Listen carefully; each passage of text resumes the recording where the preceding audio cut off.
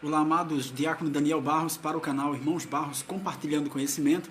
É uma grande alegria estar aqui mais uma vez para verbalizar sobre a Palavra de Deus. Nessa oportunidade tratarei sobre o arrebatamento da igreja.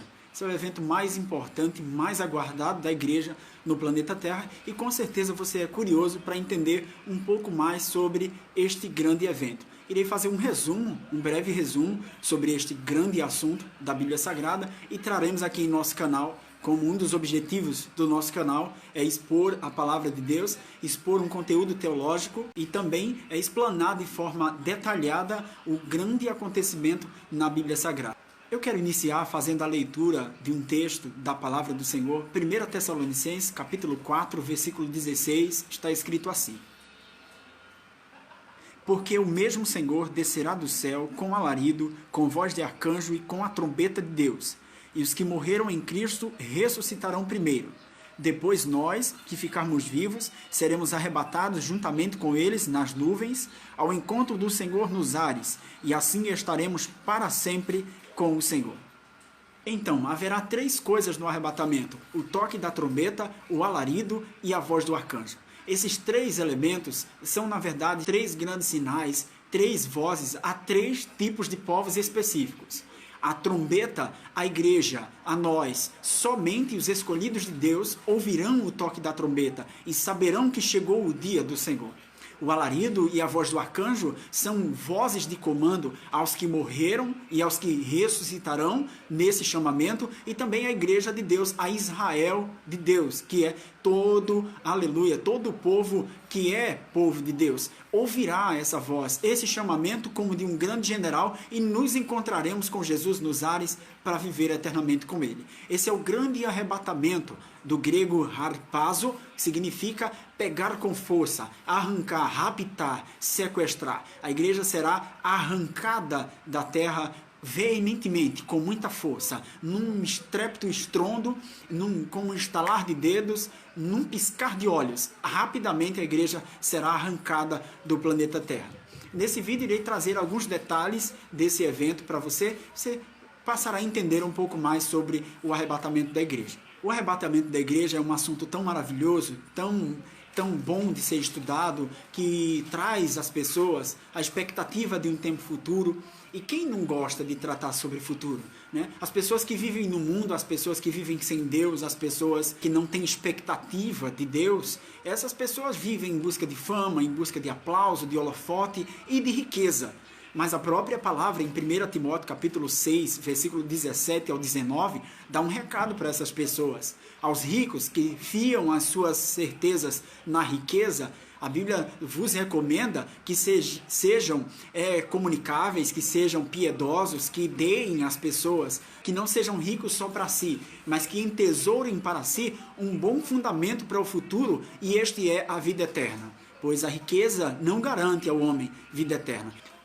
Em Apocalipse, capítulo 14, versículo 14, a Bíblia diz que a visão de João é de um anjo que sai do templo e clama em alta voz, dizendo: é já vinda a hora de cegar, pois a seara da terra já está madura. E o anjo, clamando em alta voz, sai do templo e ele vê uma foice em sua mão, uma foice de colheita. Ele vê uma imagem e nessa visão a colheita, o momento da colheita, pois a terra já está madura.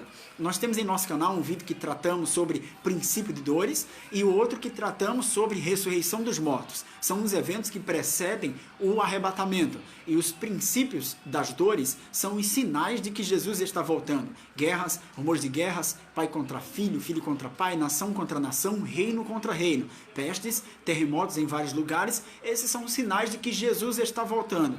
São sinais patentes, sinais reais, visíveis. Toda a humanidade está vendo isso nesse exato momento, que são sinais da vinda de Cristo. Basta ser sensível ao Espírito Santo e entender que são sinais da vinda do Senhor. Eu espero que o planeta Terra, o mundo todo, esteja percebendo que na verdade é um sinal da vinda do Senhor Jesus. Haja vista que cada povo tem uma cultura, cada povo quer tem uma religião, tem um modo de pensar no que está escrito na história, alguns nem consideram a Jesus como o Filho de Deus, e aí cada um pense o que quiser, mas nós cristãos sabemos da história verdadeira, está elencada na Bíblia Sagrada, para nós é verdade, piamente escrita e iluminada, insuflada por Deus aos discípulos, e nós acreditamos que Jesus está voltando e que esses são os sinais que ele deixou escrito e que ele falou. No Evangelho de Lucas, capítulo 21, versículo 26, a Bíblia diz que as forças dos céus serão abaladas no dia em que Jesus for voltar. Eu quero narrar um pouco de como será o dia do arrebatamento.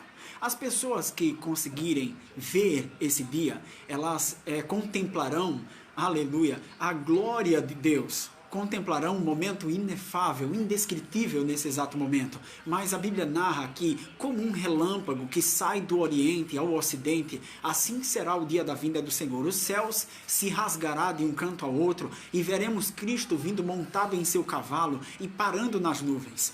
Cristo não pisará nessa terra contaminada pelo pecado. Essa vinda do Senhor Jesus se dará em duas fases. Nessa primeira fase, Jesus virá nos ares, nas nuvens. Os santos ouvirão um toque da trombeta e serão raptados rapidamente, como já falei, serão tirados da terra e se encontraremos com o Senhor nos ares, já recebendo um corpo glorificado, este capaz de habitar no céu de glória. Esse céu se rasgará e veremos. A Bíblia diz: todo o olho verá. É muito incrível essa análise, porque embora só os santos subirão, só a igreja de Cristo, ou seja, aquele que é escolhido por Deus, aquele que tem uma vida pautada em Deus, pode ser eu, pode ser você, isso é busca, isso é relacionamento com Deus, isso não é marca, não tem A e B, não é verdade? Ou seja, eu não posso dizer que só eu sou marcado para ir morar no céu e que você não é. Essa definição só quem pode dar é Deus, só quem pode garantir é Deus. Não é só a minha igreja, só a placa da minha igreja, não tem. A salvação não tem vínculo com absolutamente nada. A salvação é vinculada ao sangue de Cristo derramado na cruz do Calvário, que nos garantiu o reacesso a Deus por esta morte cruenta em que Jesus passou. Então ele é o garantidor desse acesso a Deus. Amém? Então, veremos o Senhor nos ares. Todo olho verá, mas nem todos serão recepcionados por Cristo. É um dia de dupla personalidade, a alegria para uns e tristeza para outros. Então será um dia em que uns ficarão muito felizes e outros ficarão muito tristes. Na verdade, eu tenho aqui a lista das pessoas que ficarão de fora do reino de Deus, está na Bíblia Sagrada. No final desse vídeo eu vou ler para você. No Evangelho de Mateus, no capítulo 25, a Bíblia narra a história das 10 virgens. Eu acredito que já citei nos vídeos anteriores que trata justamente essa questão de quem vai para o céu e quem não vai, quem está se preparando e quem não vai. Na verdade, quem vai morar no céu é quem está se relacionando com Deus, quem está obedecendo ao Pai. E o que eu acho interessante nos dias contemporâneos é essa cegueira espiritual citada por Paulo em 2 Coríntios 4:4, e essa mesma cegueira do texto de Mateus 25, das 10 virgens, das 5 que dormiram, das 5 que estavam desapercebidas, das 5 que estavam sem expectativa de que o noivo vai voltar. Existe muita gente na terra que está nem aí para a Bíblia Sagrada, está nem aí para Deus, está vivendo a sua vida ao Deus dará, e Deus diz em sua palavra que os entregou às suas próprias paixões e concupiscências. Não ache que Deus não está vendo, não ache que Deus, porque não está intervindo, está satisfeito. Não é isso. Deus os entregou às suas próprias concupiscências. Na verdade, Deus sabe como agir. Será um exímio privilégio a pessoa que conseguir enxergar esse grande dia, ao dia ao qual as forças dos céus serão abaladas. Não sei se teremos o privilégio de ser a geração do arrebatamento, porque vejo mais uma geração parecida com a geração de Noé do que com a geração que Joel prega, a geração que vai vivenciar um grande avivamento. Existe um grande avivamento a ser derramado na terra, mas para isso a geração precisa se capacitar para receber esse avivamento, senão esse avivamento vai passar, certo? Então, prepare-se, você temos que nos preparar para receber o avivamento de Joel, né? Veremos novamente os aleijados levantando da cadeira, veremos milagres extraordinários, e não é mídia, não como mídia, mas veremos o poder de Deus se manifestar. Essa geração que receberá esse avivamento vai experimentar isso. No Evangelho de João, no capítulo 14, versículo 1, Jesus promete dizendo: não se turbe o vosso coração, crede em Deus, crede também em mim. Na casa de meu Pai há muitas moradas, se assim não fora, eu vos teria dito. E se eu for, e se eu vos preparar lugar, voltarei e vos levarei para mim mesmo, para que onde eu esteja, estejais vós também. E Jesus conclui dizendo: e vós já sabeis o caminho que vou. É muito lindo, porque as pessoas que não sabem interpretar a Bíblia Sagrada dizem assim: e se eu for? E Jesus está dizendo: e se eu for? E se cumprir o que para mim está escrito? E Jesus viveu tudo o que para ele estava escrito. Jesus teve uma vida com um propósito. Tudo aquilo que estava escrito para ele, ele vivenciou.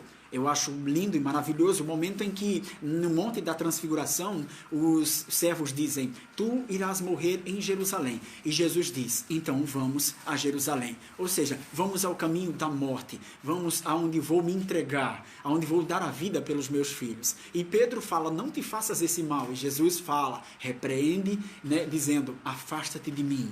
Então, afasta-te de mim, Satanás. Quando Jesus repreende a Pedro, ele está dizendo: afasta-se de mim tudo aquilo que for empecilho ao propósito que tenho para a minha vida. Então, Jesus cumpre o propósito da sua morte na cruz do Calvário e nos garante a salvação e está pondo em continuidade o plano de Deus, e este culminará no arrebatamento da igreja. Será o evento aguardado tanto por nós quanto por Cristo.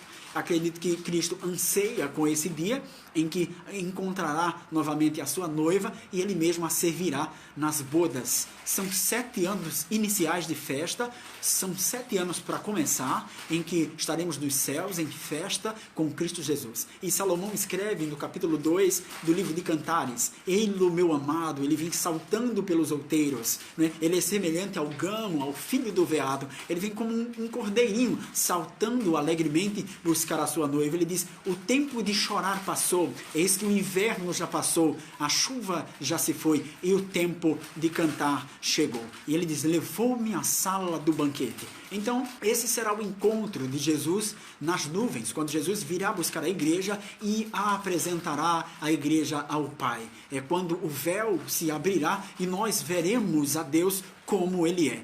Não sei se para você está bem claro, mas o que implica na retirada da igreja do planeta Terra? A igreja é taxada de sal da terra. A igreja é intitulada como sal da terra, luz do mundo. E você sabe que o sal vem para salgar, ele é insípido. E quando ele salga a carne não apodrece. Então é como que a igreja na terra, ela é o sal que não permite que o globo apodreça.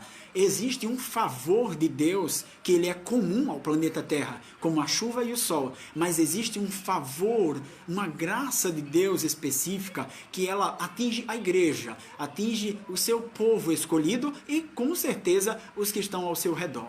Não é verdade? É como que um servo de Deus que trabalha numa empresa e Deus o abençoa demais. Assim foi com José, assim foi com Daniel, e terminou que aqueles que o rodeavam eram abençoados. Lembra de José, que foi taxado como o Zanefate Paneia, o salvador do mundo? Era um favor de Deus na vida de José, na vida dos seus, mas que abarcou ali toda a globalização. Todos foram salvos por conta do favor de Deus à vida de José.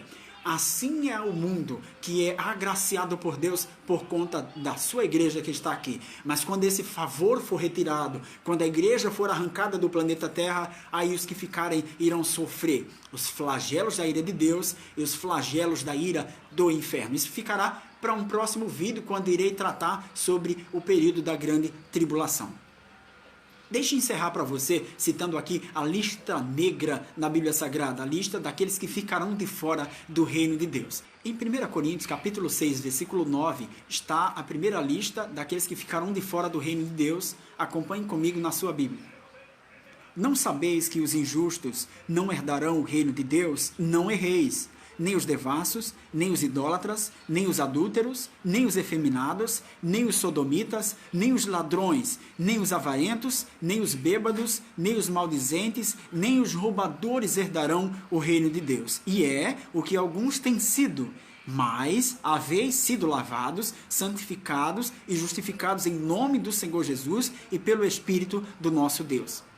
Veja que a Bíblia cita o perfil, a característica das pessoas que ficarão de fora do reino de Deus. Mas a Bíblia sempre é assim, a palavra de Deus é sempre assim. Jesus sempre mostra que o fim do túnel existe, mas que há uma saída. Ou seja, mas haveis sido lavados pelo sangue de Jesus. Ou seja, aqueles que decidirem ser banhados pelo sangue de Jesus, aqueles que pautarem pelo perdão, pedirem perdão a Deus dos seus pecados e passarem a não praticar mais essas coisas, serão salvos. Então, quando a Bíblia é taxativa em demonstrar características das pessoas que ficaram de fora, ao mesmo tempo, ela também vem trazendo uma iluminação divina, um favor de Deus para aqueles que querem o perdão do Senhor. Acompanhe comigo a segunda lista, que está em Apocalipse capítulo 20, versículo 8. Mas quanto aos tímidos, aos incrédulos, aos abomináveis, aos homicidas, aos fornicadores, aos feiticeiros, aos idólatras e a todos os mentirosos, sua parte será no lago que arde em fogo e enxofre, que é a segunda morte.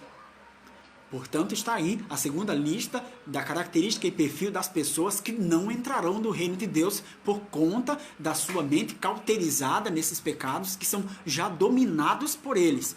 Quando a Bíblia cita que essas pessoas ficaram de fora por conta dos seus pecados, pois essas pessoas já têm a mente cauterizada, já são dominadas por esses pecados. Então é necessário que você peça perdão a Deus e deixe de praticar essas coisas, abandone o mundo e venha e sirva a Deus. A Bíblia diz que aquela pessoa que quer se aproximar de Deus deve abandonar as práticas pecaminosas. Então, amados, quero concluir, fazer as considerações finais, falando que o evento do arrebatamento é o evento mais aguardado pela igreja e a terra passará a viver um período de grande tribulação ao qual nunca foi visto, nem nunca se verá igual. Um período que trataremos no próximo vídeo.